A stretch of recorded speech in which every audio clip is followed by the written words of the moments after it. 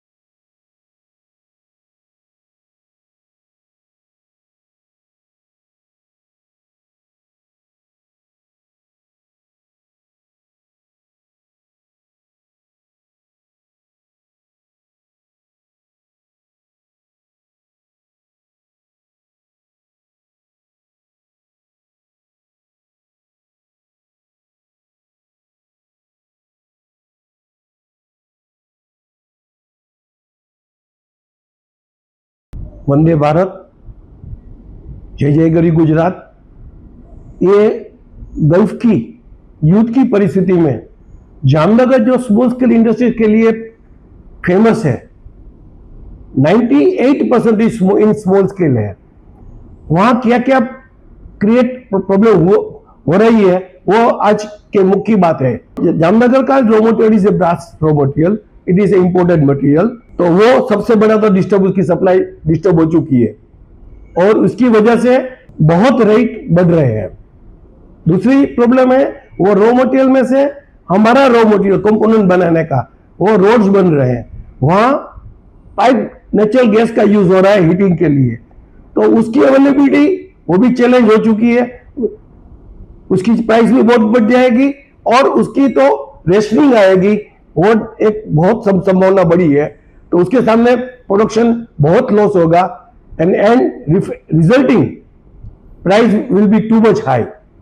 Third point, as a manufacturer of component level, because of component goes to Gulf as a export and raw material comes as a import, दोनों chain is disturb. तो उसकी वजह से financial crisis will be very big. One of the things for logistic, one of second thing is very high price rise.